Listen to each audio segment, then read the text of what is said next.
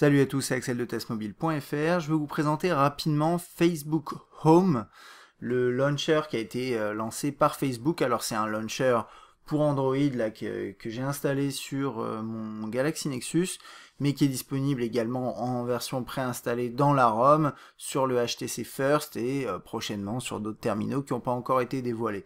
Alors qu'est-ce que c'est concrètement? C'est une interface qui remplace toute l'interface de gestion des applications et de pages d'accueil sur votre terminal Android qui va s'installer par-dessus. Vous pouvez bien sûr l'installer et l'enlever, et qui a un axe Facebook clairement important, et de toute façon c'est vraiment le centre, ça devient le centre de votre appareil, donc c'est pas pour tout le monde.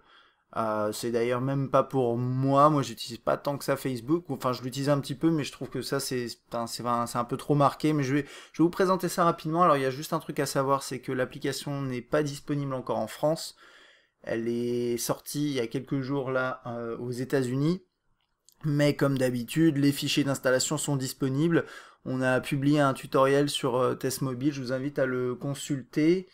Et a priori c'est compatible avec tous les terminaux à partir de ICS, Ice Cream Sandwich, mais j'en suis pas sûr. Donc à essayer, mais si vous décidez quand même d'installer ces fichiers là, faites attention et peut-être renseignez-vous avant si votre terminal est compatible ou non.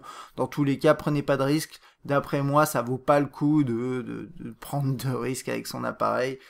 Si par exemple vous avez besoin de router votre appareil juste pour ça, je pense que ça vaut pas le coup. Alors qu'est-ce qu'on a? On déverrouille l'appareil et on accède à, s'il veut bien,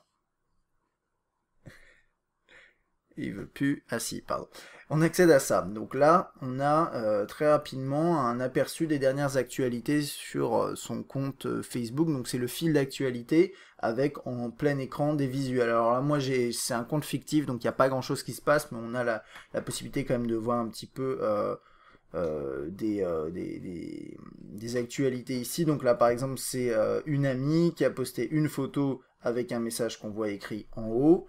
Je peux double taper, je peux appuyer sur commentaire, voilà, ici.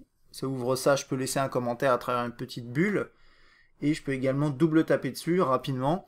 Et ça me permet tout simplement de laisser un message j'aime, enfin un message, de mettre un like sur le post en question. Donc là je peux faire la même chose ici, je peux consulter les commentaires qui ont été laissés sur ce post. Alors là sur le Galaxy Nexus, et en plus c'est pas vraiment la version, enfin c'est une version officielle pour l'application Facebook Home, mais c'est quand même une version qui a été retravaillée par XDA développeurs, etc. Donc c'est pas extrêmement fluide. Je pense que c'est mieux sur le First ou sur d'autres terminaux, mais j'ai voulu l'installer sur celui-là pour voir. Bon, ça fonctionne quand même bien, mais c'est pas excellent. Donc ça c'est la base. C'est vraiment c'est ça.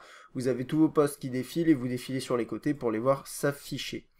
Ensuite ici on a quelques informations, enfin quelques paramètres en accès rapide, et puis ici on a ces paramètres-là qui permettent notamment de désactiver Facebook Home.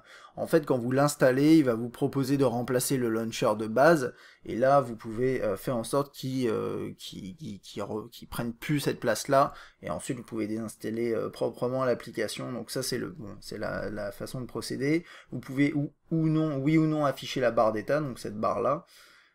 Moi j'ai décidé de pas le faire, mais je vais vous montrer, vous pouvez y accéder. Ça c'est affiché Home à l'allumage de l'écran. Si vous le désactivez, vous aurez normalement, alors j'ai pas essayé, mais a priori vous aurez droit à l'écran de déverrouillage ici avant d'accéder à ça. Bon, pourquoi pas. Utilisation des données, j'ai pas regardé. Élevé, moyen, faible, ok, je pense que c'est les données mobiles, mais je suis pas sûr. Et on a les paramètres de Facebook, conditions et règlements. Là, il n'y a pas... Si, c'est les paramètres de l'application Facebook. Voilà. On va revenir en arrière, si je peux. Donc là, par exemple, je suis dans une application, j'appuie sur la touche ici, et ça va revenir sur cet écran-là. Si je rappuie une fois dessus, je vais accéder à ça. Et vous pouvez également y accéder en utilisant, vous voyez ici, ça c'est moi, en bas. Et vous appuyez ici, et là vous avez voilà, ces éléments-là qui s'affichent. Donc, ici en haut, vous accédez à vos applications. En fait, puisque c'est un launcher qui remplace aussi votre menu principal, il vous permet quand même d'accéder à vos applications. Et donc là, vous avez la liste des applications qui s'affiche, avec toutes les applications dans le premier écran là, et ensuite après les applications ici, de cette façon-là. Alors je sais pas pourquoi elles sont organisées de cette façon. Voilà, vous pouvez les déplacer si vous avez envie, les réorganiser. J'ai même pas essayé. Est-ce qu'on peut créer des dossiers? Non, on peut pas créer de dossier. Bon, pour l'instant. Et puis en haut, vous avez des accès rapides pour envoyer une update de statut, photo et un lieu. Donc ça, c'est les options classiques Facebook qui permettent d'optimiser vraiment l'utilisation du service. Et puis là, vous avez Facebook Messenger. Et bon, donc ça, c'est la page vraiment classique. Ce que je vais vous montrer, c'est le système de pop-up. Alors, je vais m'envoyer un message. Voilà, donc là je viens de recevoir un message via Facebook, donc c'est soit la discussion instantanée, mais ça marche aussi de la même façon, de toute façon avec la discussion classique, hein, c'est la même chose sur Facebook, et vous avez une bulle qui s'affiche. Alors, si vous appuyez dessus, vous pouvez accéder directement. Moi, ce que j'ai pas trop compris, c'est le délai de... Enfin, il y a un délai après lequel la bulle s'en va. Vous pouvez la réafficher de différentes façons. Alors là, je peux accéder au tiroir des notifications, ça va l'afficher ici. Vous pouvez faire multitâche et vous allez la retrouver là. On peut la bouger d'emplacement et vous pouvez aussi supprimer la discussion. Donc par exemple ici, hop, je vais appuyer dessus et là j'accède à la discussion sur Facebook. Voilà. Et si vous avez plusieurs discussions, vous allez avoir plusieurs bulles qui s'affichent en haut. Ça, là-haut, ça permet tout simplement d'accéder à Facebook Messenger de cette façon-là. Et en fait, ces messages-là s'affichent, enfin cette bulle-là, ça s'affiche vraiment dans peu importe l'application où vous êtes. Par exemple, je vais lancer, je ne sais pas, Google Chrome. Voilà, vous avez le système qui s'affiche là. Et donc, dès que vous recevez un message, vous pouvez accéder à ce message rapidement. C'est vraiment optimisé pour finalement, d'une certaine façon, remplacer votre système de mail, de SMS. Tout est intégré, tout est propre. Et voilà, donc si vous utilisez de manière intensive Facebook, pourquoi pas? Pourquoi pas? Donc ça c'est pour cette partie-là. Ensuite, qu'est-ce qu'on a d'autre? Ici, on a un accès à l'application qui était lancée. Je crois que ça bascule, parce que là il m'affiche Chrome, je vais essayer de lancer autre chose. Donc là j'ai Sports Tracker. Ok. Toc. Qu'est-ce qu'il m'affiche là? Ouais, Sports Tracker. Donc apparemment, voilà, il raffiche la dernière application ici, et là ça permettra rapidement d'afficher Messenger. Enfin, très rapidement. Bon, là c'est un petit peu lent. J'ai eu 2-3 moments où ça a planté, mais bon, ça c'est aussi dû au fait que ce soit, voilà, ça plante, c'est pas super stable. Si vous prenez le temps de l'installer, vous verrez que c'est pas extrêmement fluide ni très très stable.